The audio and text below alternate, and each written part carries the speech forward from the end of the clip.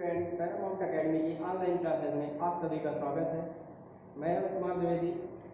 आज आपको कल जहाँ से इंग्लिश पढ़ाना फिनिश किया था उसी के आगे कंटिन्यू करता हूँ।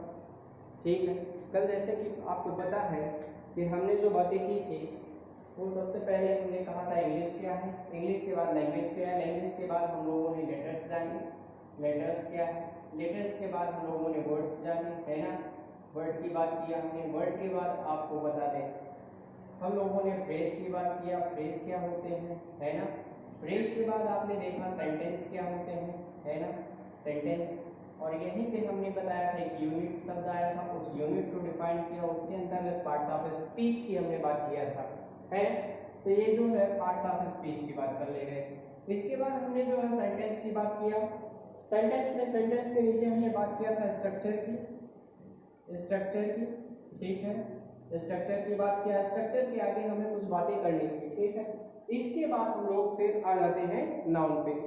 तो आप देखते हैं स्ट्रक्चर की बातें थोड़ा सा फिर आगे कंटिन्यू करते चले जाते हैं।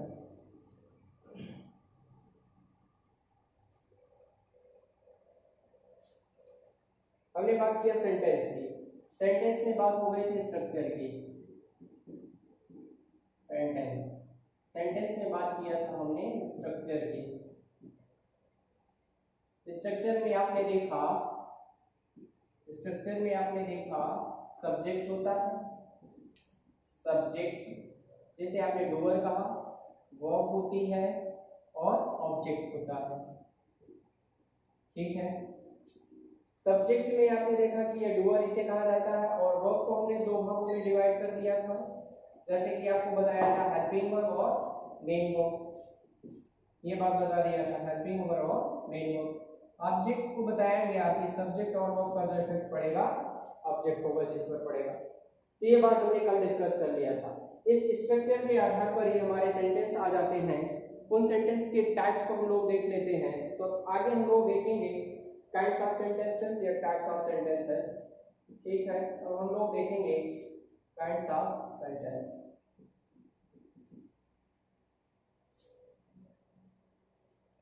ठीक है, सेंटेंस है वाक्यों, सेंटेंस वाक्यों के प्रकार की हम लोग बात करेंगे। तो अब एक एक करके हम लोग देखते जाते हैं टाइप्स ऑफ सेंटेंस में कि सेंटेंस कितने प्रकार के होते हैं। सबसे पहले हम लोग बात करेंगे अफर्मेटिव और नेगेटिव सेंटेंस की, जो कि असर्टिव सेंटेंसेस के अंतर्गत आते हैं। सबसे पहला आपका आ जाता है assertive sentence, assertive, assertive sentence, ठीक है। असर्टिव सेंटेंस क्या होते हैं? असर्टिव सेंटेंस किसी ऐसे सेंटेंस होते हैं जो किसी बात पर अपना जोर डालते हैं। असर्ट का मतलब ही होता है जोर डालने वाले, तो ये अपनी बात को जोर डाल करके बात कहने का काम करते हैं, ये आपके असर्टिव सेंटेंस हो जाते हैं।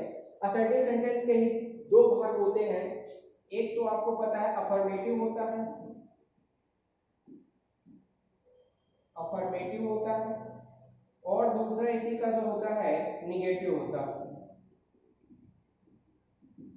निगेटिव। अब हम लोग बात स्ट्रक्चर की कर रहे थे, तो यहाँ पे स्ट्रक्चर की अगर हम लोग बात करें तो आपको पता है सब्जेक्ट आ जाएगा, सब्जेक्ट आ जाएगा, हेल्पिंग वर्ब आ जाएगी, हेल्पिंग वर्ब आ जाएगी, ऑब्जेक्ट आ जाएगा, मेन वर्ब आ जाएगी, एमवी आ जाएगा, देन आप ऑब्जेक्ट यूज कर लेते हो।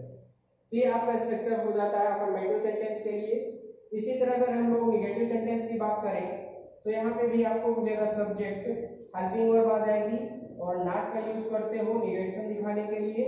इसके बाद आपकी आ जाती है मेन वर्ब, देन आप यूज करते हो ऑब्जेक्ट। ये हो जाता है असर्टिव सेंटेंस। इसके आगे हम लोग देखते हैं interrogative sentence.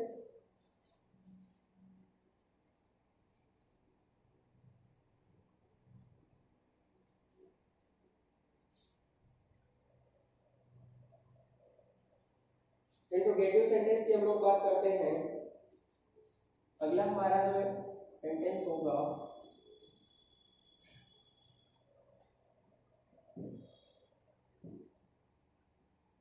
Interrogative sentence. Interrogative sentence का काम क्या होता है? क्वेश्चन पूछने का काम होता है। इंट्रोगेटिव क्वेश्चन क्या करते हैं? इंट्रोगेटिव सेंटेंस क्या करते हैं? ये क्वेश्चन पूछने का काम करते हैं, ठीक है। इनके माध्यम से हम लोग क्वेश्चन पूछने का काम किया करते हैं। ये भी बेसिकली दो प्रकार के हो जाते हैं।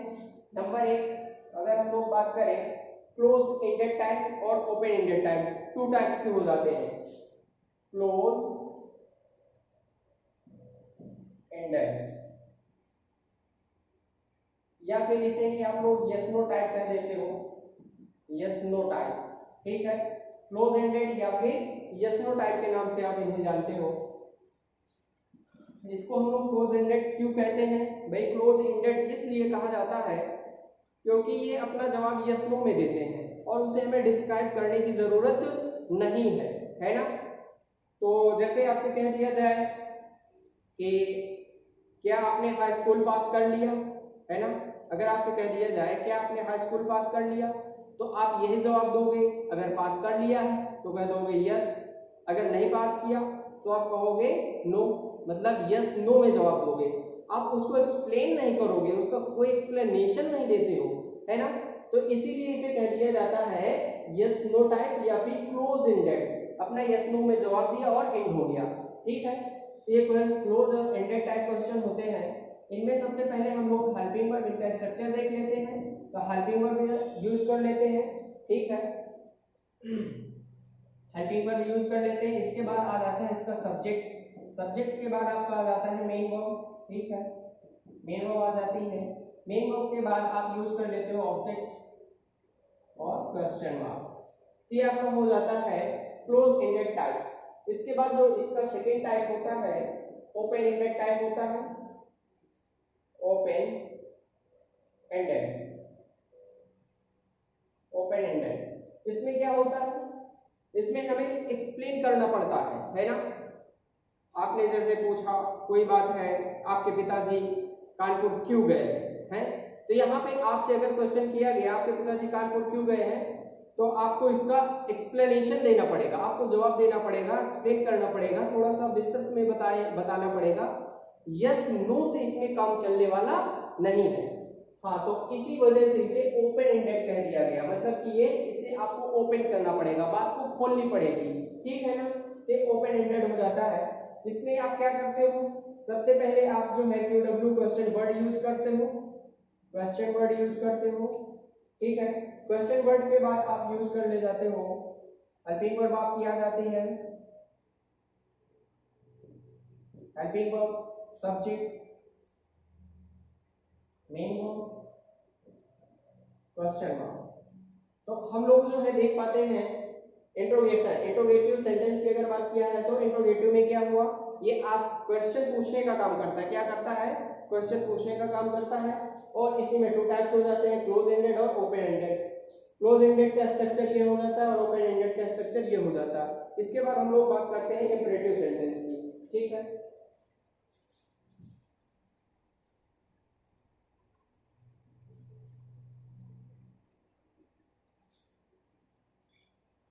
इंपरेटिव सेंटेंस,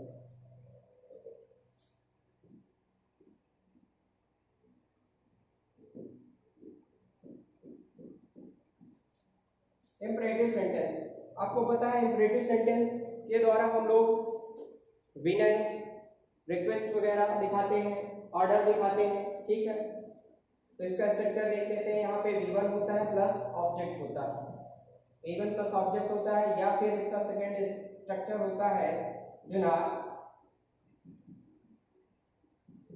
प्लस आपका V1 आ जाता है, ठीक है। तो इसके माध्यम से हम दिखाना क्या चाहा करते हैं, या तो रिक्वेस्ट दिखा देते हैं या फिर ऑर्डर वगैरह दिखा ले जाते हैं, ठीक है। तो ये सब चीज हम लोग इनके माध्यम से दिखाते हैं। जैसे आप कहते हो ओपन द डोर, है ना। आपने जैसे कहा ओपन द डोर, तो यहाँ पे आप देख पाते हो ओपन क्या है। यहाँ पे आप देखें कि ये V1 यूज किया है और आपने इसको यूज किया ऑब्जेक्ट। तो यहाँ पे जो आपने कहा ना कि ओपन द डोर, दरवाजा खोलो, तो यहाँ पर ये V1 हो गया और ये ऑब्जेक्ट हो गया। तो V1 प्लस ऑब्जेक्ट के माध्यम से इसका स्ट्रक्चर बन जाता है। या फिर डू नॉट और प्लस V1 यूज कर लेते हो, तो आप कहते हो स्नैच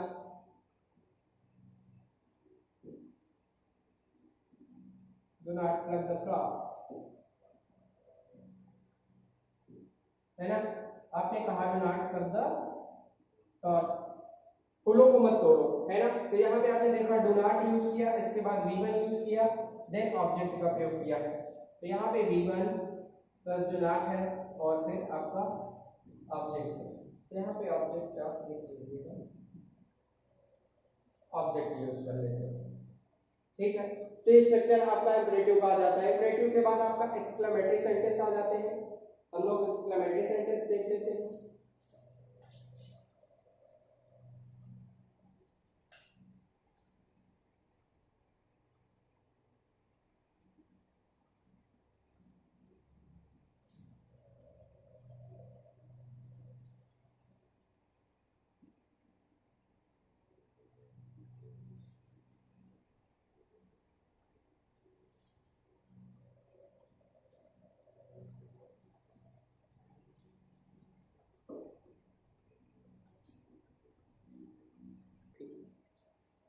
नेक्स्ट हमारा जो है exclamatory sentence.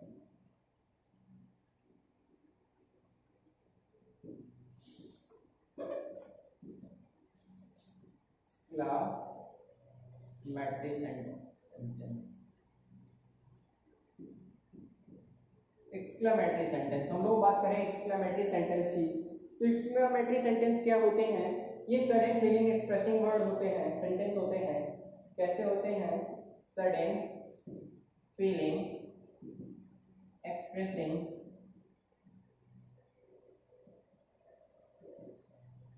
Sudden feeling expressing word होते हैं, ठीक है। ये ऐसे सेंटेंस हो गए जो सडन हमारी जो भावनाएं होती हैं उनको व्यक्त करने वाले ये सवाल होते हैं, सेंटेंस होते हैं। जैसे आप कह सकते हो wow, exclamation mark, wow I have won the match।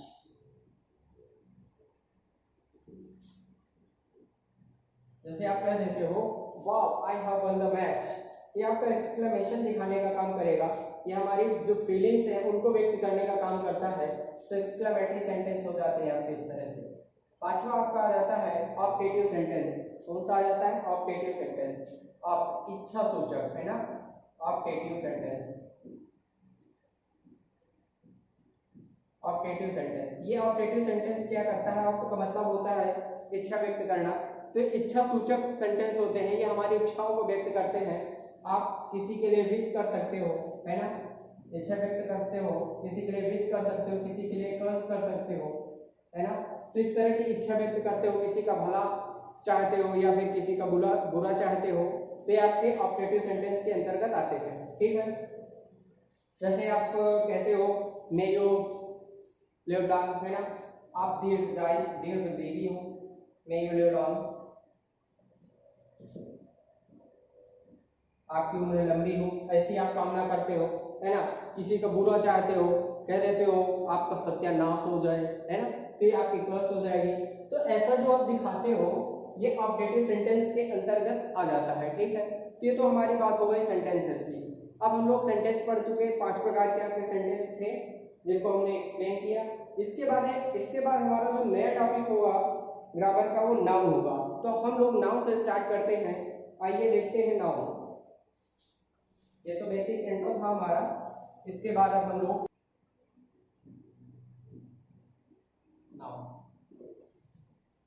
हम लोग बात करते हैं नाउन की।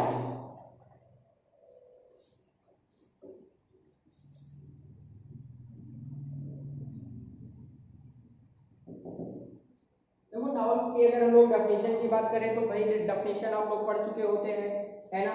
नेम ऑफ, जैसे कि डेफिनेशन हम लोग जानते हैं, क्या जानते हैं?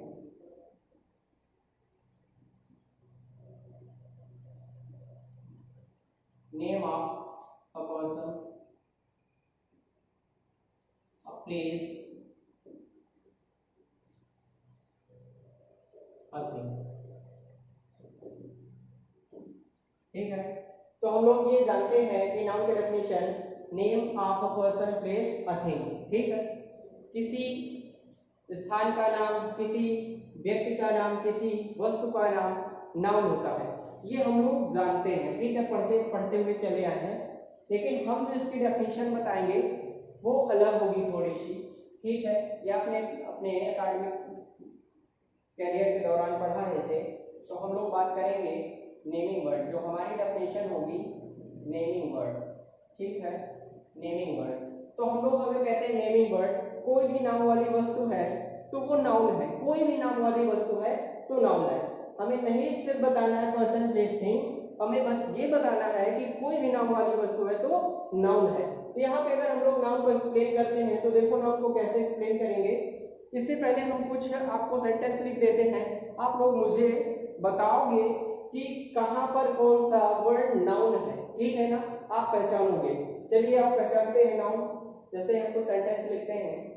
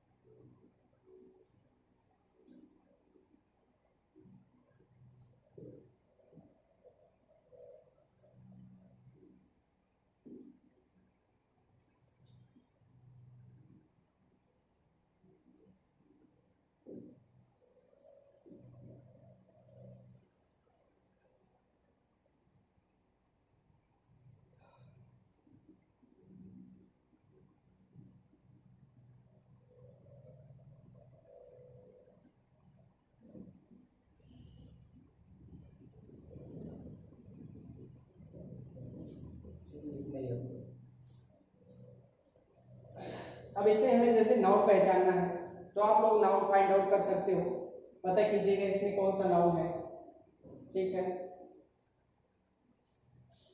आप देखिए नाउन पहचानिए।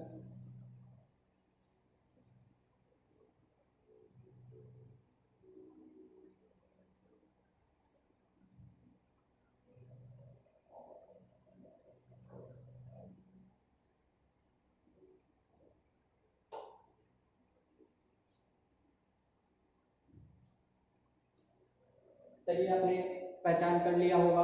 आइए हम लोग देखते हैं नाउन कैसे पहचाना जाता है, ठीक है। नाउन को हम लोग पहचानना देखते हैं, नाउन का आइडेंटिफिकेशन हम लोग देखते हैं कैसे नाउन को पहचानेंगे। फिलहाल आपने पहचान कर लिया होगा।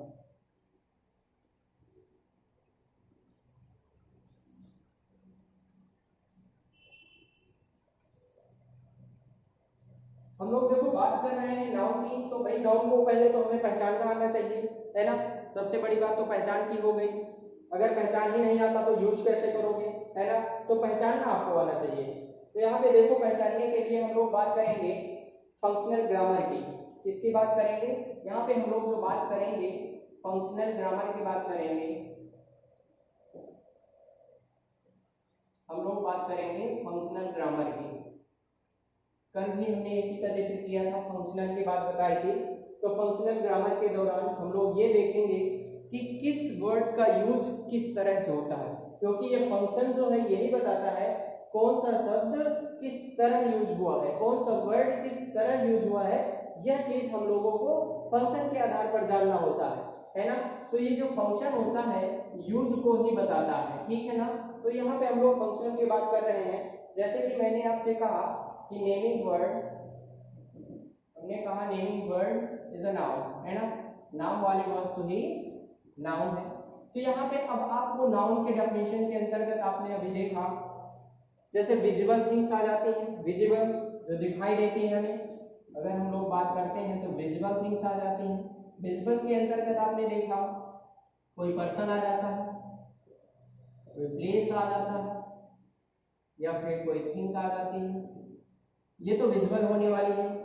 इसके बाद अगली जो कैटेगरी होगी फेल्ट ओनली की होगी। फेल्ट ओनली की होगी, कौन सी होगी? FELT, फेल्ट ओनली, मतलब ऐसी कैटेगरी जिन्हें हम लोग फील करेंगे, ठीक है। फेल्ट ओनली जिन्हें हम लोग महसूस करते हैं, इसके अंतर्गत कौन से आ जाएंगे? FAQS, FAQS ये आ जाते हैं। F फीलिंग की बात करेगा, A एक्शन की बात करेगा, Q क्वालिटी की बात करेगा, S स्टेट की बात करेगा। स्टेट राज्य की बात नहीं कर रहा, ये अवस्था की बात कर रहा है ना, जैसे चाइल्डहुड है ना, तो इन सब चीजों की बात कर रहा है, ठीक है, ना कि ये राज्य की बात कर रहा है। तो यहाँ पे ये बात आ जाती है फेल्ट ओनली की। अगली यूनिट इसी की हो जाती है यूनिट। यूनिट की बात करेंगे, यूनिट के आधार पर हम लोग देखेंगे, यूनिट के आधार पर ये माप या तौल, मतलब कि उसको या कहें कि नापना है किसी चीज की, या फिर काउंटिंग है, ठीक है, उस चीज को ये दिखाएगा, ठीक है, नंबर्स को दिखाएगा, गिनती को दिखाएगा, माप को दिखाएगा, वो यूनिट के अंतर्गत आ जाता है। अब यहाँ पे आइडेंटिफिकेशन की हम लोग बात करेंगे। अगर हम लोग बात करें आइडेंटिफिकेशन की तो कैसे आइडेंटिफाई करेंगे? देखिए, आइडेंटिफाई करने के लिए हमें 3 वर्ड्स को ध्यान में रखना है। कौन कौन से 3 words? Who, home, what, what, हमें ये 3 वर्ड्स ध्यान में रखने हैं। क्या? Who, home, what. अब इन्हीं वर्ड्स की हेल्प से हम लोग नाउन को पहचानेंगे, ठीक है ना। हु, होम, व्हाट से प्रश्न करने पर यदि हमें जवाब मिलता है तो वो जवाब नाउन होगा, ठीक है। तो ये आइडेंटिफिकेशन हो जाएगा। इनके आधार पर, इन शब्दों के आधार पर आप नाउन को पहचान सकते हो। कैसे पहचानोगे जरा देखते हैं। जैसे यहाँ पे कह रहा है राधा कॉल्ड मोहन, तो आप कहते हो हु कॉल्ड मोहन। जैसे ही आपने कहा हु कॉल्ड मोहन, आपने कहा हु कॉल्ड मोहन, जैसे ही आपने कहा हु कॉल्ड मोहन, तो आपने कहा राधा, राधा कॉल्ड मोहन। अब ये हु का जवाब क्या मिला आपको? राधा मिला। अगर ये राधा मिला तो ये नाउन है, ठीक है ना। राधा कॉल्ड हुम, राधा ने किसे बुलाया? आपको जवाब मिला मोहन को बुलाया, तो ये भी आपका नाउन है। आपने कहा Reena bought a bag, Reena bought what, आपने कहा रीना बॉट व्हाट। अगर व्हाट का प्रश्न किया और व्हाट से जैसे ही प्रश्न किया तो व्हाट का जवाब मिला Reena bought a bag, Reena ने क्या खरीदा? बैग खरीदा। तो ये बैग आपका क्या हो जाएगा? नाउन हो जाएगा।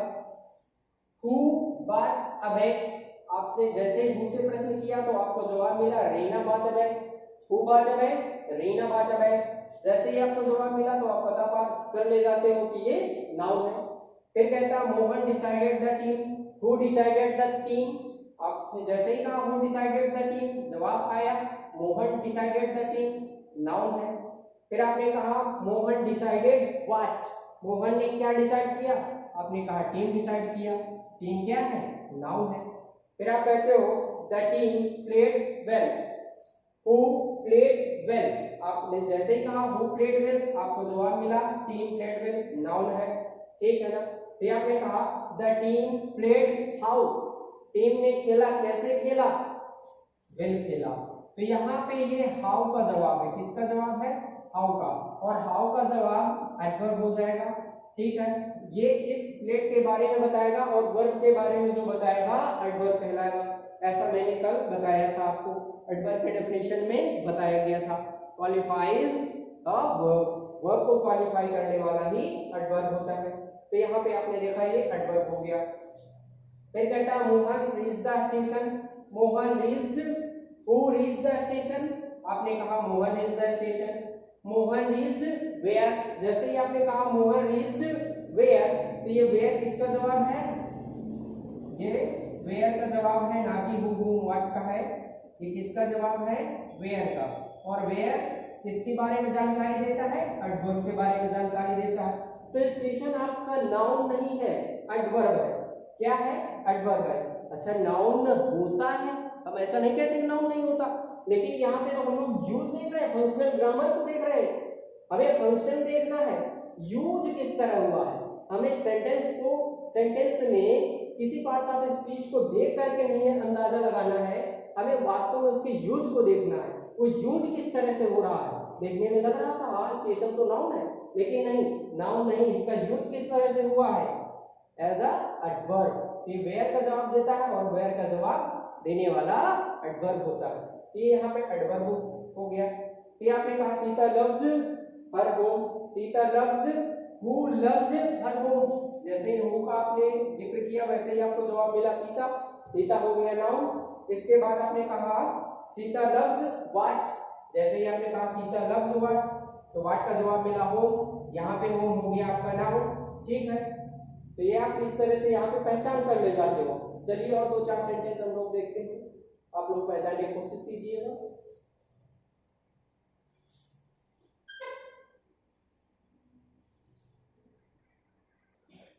चलिए आइए देखते हैं sentence. Love changes a person, she is going home, a month है 30 days, honesty is the best policy. आप इनमें देखने की कोशिश करोगे, पहचानने की कोशिश करोगे कौन सा नाउन है, ठीक है ना। जैसे पहला सेंटेंस आपको दिया है लव चेंजेस अ पर्सन, ठीक है ना। तो यहाँ पे अगर हम लोग बात करते हैं कि चेंजेस में person, love changes a person, love जो है पर्सन को चेंज कर देता है, तो आप यहाँ पे अगर प्रश्न करते हो व्हाट चेंजेस अ पर्सन, तो आपको जवाब मिलेगा लव चेंजेस अ पर्सन। तो लव यहाँ पे किसका काम कर रहा है, नाउन का काम कर रहा है। यही लव अभी आपने देखा था किसका काम कर रहा था, मेन वर्ब का काम कर रहा था। जैसे आपने कहा सीता लव्स हर होम, आपने ऐसा कहा सीता लव्स हर होम, तो यहाँ पे यही लव आपने देखा मेन वर्ब का काम कर रहा है, और यही लव यहाँ पे नाउन का काम कर रहा है। तो यही चीज तो मुझे सिखाना है आपको फंक्शनल के दौरान, यूज दिखाना है भाई आपको। अगर यूज वर्ड का यूज करना आ गया तो ग्रामर तो आपके लिए आसान हो गया। वैसे रट्टा मारने से काम तो चलने वाला नहीं है, क्योंकि हुआ करता था पहले रट्टा मार लो, 4 वर्ड आते हैं और रट करके आराम से हुआ करता था, धीरे धीरे एग्जाम क्वालिफाई हो जाता है। बाकी अब वो दौर नहीं रहा, आपको जो है अपनी जड़ें मजबूत करना होगा। तो जड़ें मजबूत करने के लिए चीजों को पहचानना आना चाहिए। जब तक पहचान नहीं कर पाओगे क्या मतलब है, आप रट्टा मारते रहोगे, ठीक है ना। टीचर रटवाने की कोशिश बहुत करते हैं, तो आपको रट्टा नहीं मारना है, आपको समझना है। हम समझाते हैं कैसे आप फाइंड आउट कर पाओगे। तो वही वर्ड आपका वर्ब का काम कर रहा है, वही वर्ड यहाँ पे नाउन का काम कर रहा है। जैसे आप कहते हो she is going home, she is going home, है ना। Who is going home, who का जवाब आपको मिला सी, ये रहा आपका नाउन। फिर आप कहते हो सी इज गोइंग वेयर, मतलब सी इज गोइंग वेयर, वो कहाँ जा रही है, घर जा रही है। तो किसका जवाब है, ये वेयर का जवाब है। अगर ये वेयर का जवाब है तो ये है क्या, एडवर्ब है। ये क्या है, एडवर्ब है, ये नहीं होगा नाउन। यहाँ पे आपने देखा इसी सेंटेंस में आपने कहा Sita loves her house, who loves her house, आपने कहा सीता नाउन हो गया। फिर आपने कहा सीता लव्स व्हाट, यहाँ पे जैसे ही आपने व्हाट लगाया और व्हाट का जवाब आएगा होम, जैसे होम मिला तो ये होम यहाँ पे किसका काम कर रहा है, नाउन का। ये होम यहाँ पर नाउन है, वही होम यहाँ पर एडवर्ब है। तो हमें बस इनका यूज देखना है, ठीक है। ये कहता है a month has 30 days, what has 30 days, आपने जैसे ही प्रश्न किया what has 30 days, तो यहाँ पे आएगा a month, ये अपने आप में क्या हो जाएगा, what का जवाब दे रहा है, नाउन है। फिर कहता है what has 30 days, ठीक है। a month, अब आपको नाउन मिल गया। अब आप क्वेश्चन दूसरा करते हो a month has how many days, या फिर आप कहते हो a month has what, है ना। जैसे ही आपने कहा a month has what, अगर what किया तो आपको पता चला जवाब में days। a month has what, एक महीने में क्या होता है, दिन होते हैं, है ना। तो what का जवाब ये दे रहा है, अगर ये what का जवाब दे रहा है तो ये क्या है, नाउन हो जाएगा, ठीक है। honesty is the best policy आपको दिया है, what is the best policy, आपने कहा honesty is the best policy, तो honesty क्या हो जाएगा, नाउन हो जाएगा। आपने कहा what is the best policy, तो आपको जवाब मिला ऑनेस्टी, तो ऑनेस्टी यहाँ पे क्या हो जाएगा, नाउन हो जाएगा, ठीक है। तो आप कहते हैं ऑनेस्टी इज व्हाट। अगर आप दूसरा प्रश्न करते हो ऑनेस्टी इज व्हाट, तो आपको जवाब मिलता है पॉलिसी। ऑनेस्टी पॉलिसी है और व्हाट का जवाब देने वाला नाउन होता है। तो इस तरह से आप नाउन कहीं भी फाइंड आउट कर सकते हो। हम उम्मीद करते हैं आपको नाउन फाइंड आउट करना आ गया होगा, ठीक है ना। तो इन हु व्हाट की हेल्प से आप नाउन कहीं भी पहचान सकते हो। इसके आगे आ जाते हैं नाउन के टाइप्स आ जाते हैं, है ना। तो हम लोग बात करेंगे टाइप्स की, बात करेंगे एक एक करके और देखते हैं टाइप्स को, ठीक है। चलिए हम लोग बात कर रहे थे टाइप्स की, काइंड्स ऑफ नाउन, है ना। हम लोग देखते हैं टाइप्स ऑफ नाउन। अगर काइंड्स ऑफ नाउन देखते हैं तो यहाँ 5 टाइप्स हो जाते हैं। इसके 5 प्रकार के नाउन हो जाते हैं, proper noun, common noun, material noun, collective noun, abstract noun, ठीक है ना। तो यहाँ पे हमारे 5 प्रकार के नाउन हो जाते हैं। अब हम लोग एक एक नाउन को एक्सप्लेन करते हैं, देखिए, ठीक है। एक एक नाउन को हम लोग एक्सप्लेन करते हैं। पहला हम लोग देखते हैं प्रॉपर नाउन, ठीक है। प्रॉपर नाउन, अगर हम लोग प्रॉपर नाउन की बात करें तो प्रॉपर नाउन देखिए पर्टिकुलर नेम होता है, ठीक है ना। क्या होता है? पर्टिकुलर नेम होता है, पर्टिकुलर नेम होता है प्रॉपर नाउन। इसके बाद अगली बात अगर इसकी बात करें तो इसका जो इनिशियल लेटर होता है, इनिशियल स्टार्टिंग का जो अक्षर होता है, इनिशियल लेटर होता है, वो कैपिटल में होता है। Initial letter, initial letter capital होता है, कैपिटल होता है, ठीक है। जो इनिशियल स्टार्टिंग का अक्षर होगा वो कैपिटल लेटर में लिखा जाता है। अगली बात अगर हम लोग करें बात तो यहाँ पे जीरो आर्टिकल का यूज होता है, मतलब प्रॉपर नाउन के पहले, प्रॉपर नाउन से पहले नो आर्टिकल, ठीक है। नो आर्टिकल का मामला आता है। इसके पहले ए एंड द का यूज नहीं करते हैं, ठीक है। प्रॉपर नाउन से पहले आर्टिकल का यूज नहीं करते हैं, नो आर्टिकल। जैसे कि आप कहना चाहते हो, किसी का नाम लिख लेते हो, मान लो अनुराधा हो गया, दिल्ली हो गया, ठीक है, रामू हो गया, कोई नाम लिख लेते हो। तो यहाँ पे आप इनके पहले आर्टिकल का यूज नहीं करते हो, तो ये आपकी बात हो जाती है। इसके बाद हम लोग बात करते हैं कॉमन नाउन की। देखिए प्रॉपर नाउन आप समझ पा रहे हो, पर्टिकुलर नेम होता है, ठीक है। पर्टिकुलर नेम का मतलब आप समझिए जैसे फैंस होते हैं, ठीक ना, पंखे, पंखे होते हैं, ठीक है। तो बहुत सारी कंपनियों के पंखे हुआ करते हैं, ठीक है। हैवेल्स का है, उषा का है, ठीक है, पोलर का है, बहुत सारी कंपनीज हो जाती हैं। तो उनमें अगर हम लोग मान लीजिए फैंस कहें तो बात अलग हो जाएगी। अगर हम फैन में हैवेल्स फैन कह दें, हैवेल्स का फैन, तो ये हैवेल्स जो है ये पर्टिकुलर नेम हो जाएगा, ठीक है ना। इसी तरह स्टूडेंट बैठे हुए हैं, उनके बीच में से किसी लड़के का मैं नाम ले लेता हूँ, मान लीजिए मैंने कहा दीपक। अगर मैं किसी बच्चे का नाम ले लेता हूँ, दीपक कहता हूँ, तो ये दीपक जो है पर्टिकुलर नेम है। तो ये जो व्यक्तिगत नाम होता है, पर्टिकुलर नाम होता है, उसे ही प्रॉपर नाउन कहेंगे, ठीक है। और जो पहला अक्षर होगा इसका कैपिटल में बनाया जाएगा। प्रॉपर नाउन के पहले आर्टिकल का यूज नहीं होता है, ठीक। आगे हम देखते हैं कॉमन नाउन।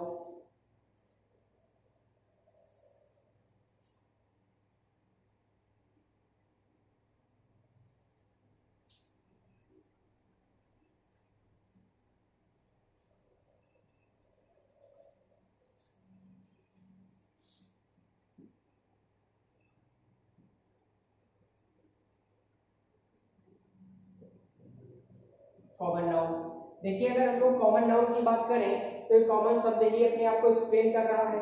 कॉमन, कॉमन जैसा कि आप जानते हो जो बैलेंस हो, है ना, ऐसा कॉमन कि जिसे हम सभी लोगों को वो नाम दे सके, है ना।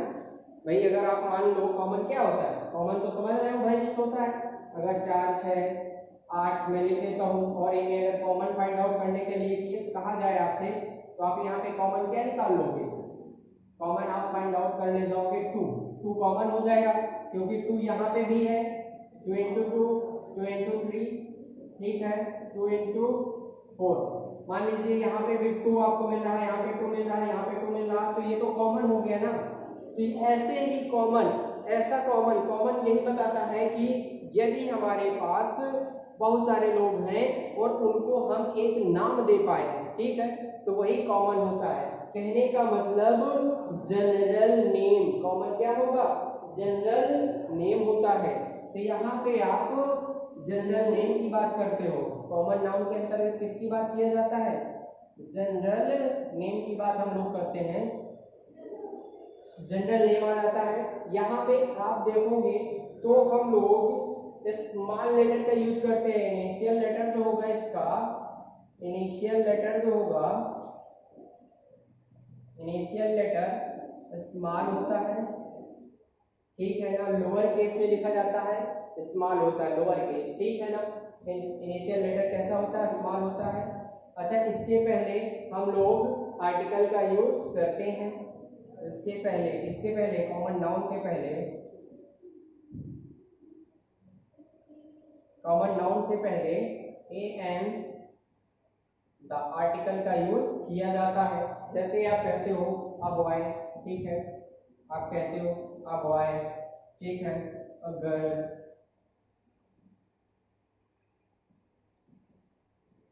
अगर, तो इस तरह से आप जो है यूज करते हो इनके आगे आर्टिकल। और ये देखो स्मॉल लेटर में बना हुआ है, स्मॉल लेटर में इनिशियल लेटर कैसा है, स्मॉल है, तो स्मॉल होता है इनिशियल लेटर, इनके पहले आर्टिकल का यूज करते हैं। ये जनरल नेम होते हैं, जनरल नेम होते हैं। जनरल नेम मैंने बताया ना, जनरल नेम भाई आप स्टूडेंट हैं, लड़की लड़का बैठे हैं मान लो यहाँ पर, और जो है ऐसे मान लो, जैसे कि मान लो ये फैन है, मैंने बताया फैन है, फैन में बहुत सारी कंपनियां आ जाती हैं, आप जानते हो, ठीक है ना। और सभी कंपनियों के फैन रखे हैं तो मैं उन्हें शामिल में ग्रुप में पूरा फैन कह सकता हूँ ना कि ये फैन है भाई, है ना। अगर ये फैन मैंने कह दिया तो चाहे जितनी कंपनी के हो वो है तो फैन ही ना, तो ये कॉमन नेम मैंने दे दिया। अगर यहाँ पे मैं उन्हें हैवेल्स, ओसा, ओलर इस तरह नाम पर्टिकुलर लेने लग जाता तब तो वो अलग अलग डिफरेंशिएट हो जाते, लेकिन मैंने एक ही शब्द उनके लिए यूज किया। मोबाइल्स आते हैं, बहुत सारी कंपनी के आ जाते हैं, है ना, लेकिन सभी का एक कॉमन नाम है मोबाइल, सभी को मोबाइल कह सकते हैं, है ना। तो उसी तरह से यहाँ पे बहुत सारे लड़के बैठे हुए हैं, ठीक है, उन लड़कों को हम कह सकते हैं बॉयज। बहुत सारे हैं, सभी को मैं बॉय कह सकता हूँ, ये कॉमन नेम हो गया। बहुत सारी लड़कियां बैठी हुई हैं, उन लड़कियों को हम हर लड़की को गर्ल कह सकते हैं, ठीक है ना। तो ये आपका कॉमन नेम हो जाएगा। इस तरह से कॉमन नाउन की बात कर लेते हैं। अब हम लोग अगली बात करते हैं मटेरियल नाउन की, ठीक है। आइए देखते हैं मटेरियल नाउन।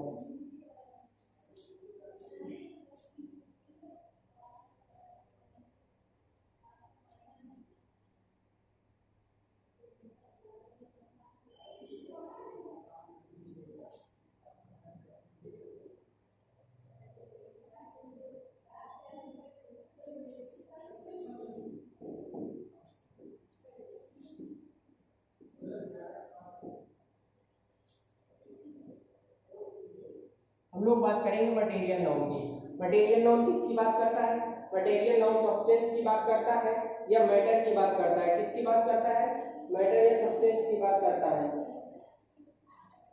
मटेरियल नाउन किसकी बात करेगा, नेम ऑफ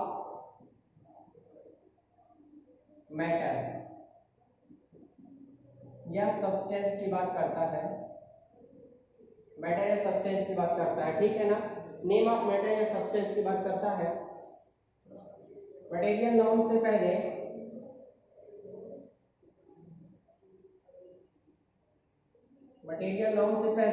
ए एन का यूज नहीं करते हैं, मटेरियल नाउन से पहले ए एन का यूज नहीं किया जाता है। इसे हम लोग लोअर केस में लिख सकते हैं, ठीक है ना। Initial letter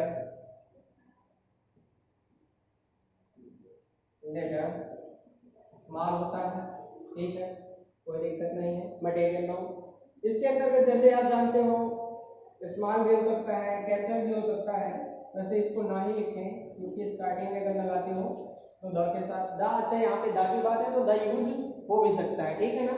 A N use नहीं होगा, द यूज होता है, ठीक है, तो द का प्रयोग आप कर सकते हो लेकिन ए एन का यूज नहीं करोगे। और इनिशियल लेटर इसका कैपिटल में भी लिख सकते हो, ठीक है ना, जैसे आप गोल्ड लिखते हो, ठीक है, सिल्वर है, आयरन है, ये सारे आपके क्या हो जाएंगे, मटेरियल नाउन हो जाएंगे। अच्छा, आयरन जैसे आप देखते हो गोल्ड है, गोल्ड से कोई वस्तु बनाई जा सकती है ना, चेन आप बना लेते हो, रिंग बना लेते हो, बहुत सारी चीजें। इसी तरह सिल्वर के रिंग हो जाती है। आयरन है, आयरन से बहुत सारी चीजें बनाई जा सकती हैं, लोहे से आप बहुत सारी चीजें बनाते हो। तो यहाँ पे एक चीज और डेफिनेशन के थ्रू आप अपने दिमाग में रख सकते हो कि मटेरियल नाउन क्या होगा। मटेरियल नाउन वह नाउन होगा जिससे चीजें मिलकर बनेंगी, ठीक है ना। मटेरियल नाउन वह नाउन होगा जिससे चीजें मिलकर बनती हैं। तो यहाँ पे आप इस तरह से यूज कर मतलब दिमाग में बात रख सकते हो। जैसे आप बात करते हो ये मार्कर है, ठीक है ना, ये मार्कर बना किससे, प्लास्टिक वगैरह इसमें यूज किया गया है ना।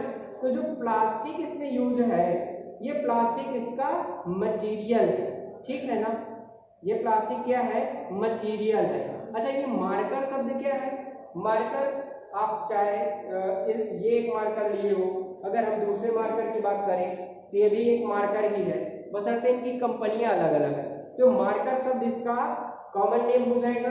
अगर यहीं पे इसका मैं नाम ले लेता, आर्ट लाइन मार्कर है ना, आर्ट लाइन मार्कर, तो ये जो आर्ट लाइन नाम लिया है ये प्रॉपर नाम हो जाएगा, ठीक है ना। आर्ट लाइन मार्कर, अगर मैंने आर्ट लाइन नाम ले लिया तो ये प्रॉपर नेम हो गया। मार्कर केवल कहा तो कॉमन नेम था। ये मार्कर बना किससे, जो मटेरियल यूज हुआ, प्लास्टिक यूज किया गया, तो प्लास्टिक इसका मटेरियल नाउन हो गया, ठीक है। तो इस तरह से आप मटेरियल नाउन जान लेते हो। इसके बाद अगला आ जाता है हमारा कलेक्टिव नाउन। तो हम लोग कलेक्टिव नाउन्स को भी एक्सप्लेन कर लेते हैं, ठीक है।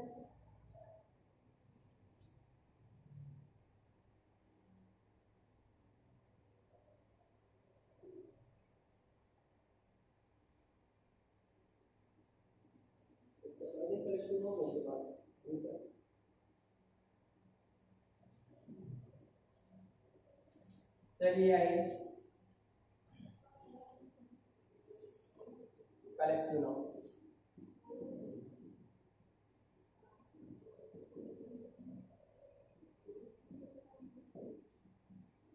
देखो, हम लोग अगर कलेक्टिव नाउन की बात करें तो कलेक्टिव नाउन कलेक्शन दिखाता है कि इनका सिमिलर थिंग्स, सिमिलर चीजों का कलेक्शन दिखाता है। सिमिलर चीजों का कलेक्शन दिखाने वाला ही कलेक्टिव नाउन हो जाता है ना। तो यहाँ पे ग्रुप डिनोटिंग नेम होते हैं, क्या होते हैं, अगर इसकी बात हम करें तो क्या होते हैं, ग्रुप डिनोटिंग नेम होते हैं, ग्रुप डिनोटिंग नेम होते हैं, ग्रुप डिनोटिंग नेम होते हैं, और इनके सिमिलर चीजों का दिखाया जाता है, सिमिलर चीजों का नेम होता है। जैसे आप आर्मी कहते हो, है ना, क्या कहते हो, आर्मी कहते हो। तो आर्मी भाई, आर्मी में क्या होते हैं, सोल्जर होते हैं, सैनिक होते हैं। तो सोल्जर्स के जो समूह बनेंगे, सिपाहियों का समूह, उसे भी तो आप आर्मी कहते हो। तो ये आपका सैनिकों का जो समूह हुआ। अच्छा, सोल्जर क्या हुआ, सोल्जर की अगर हम लोग बात करें तो सोल्जर आपका कॉमन नाउन हो जाएगा, ठीक है ना। सोल्जर क्या हो जाएगा, कॉमन नाउन हो जाएगा। इस तरह से कॉमन नाउन को आप, मैंने कहा ना सिमिलर होते हैं, तो सिमिलर चीजों का जो ग्रुप बना है और उसको डिनोट करने वाला जो शब्द है वही होता है आपका कलेक्टिव नाउन। इसी तरह आप क्लास कहते हो, है ना, क्लास में क्या होता है, स्टूडेंट्स होते हैं, है ना, स्टूडेंट्स होते हैं। उन स्टूडेंट्स भाई सिमिलर होते हैं, चाहे बॉयज हो चाहे गर्ल्स हो, सभी को हम लोग स्टूडेंट कहते हैं, वो मिलकर बैठे हैं। और स्टूडेंट्स तो सेम हो गए।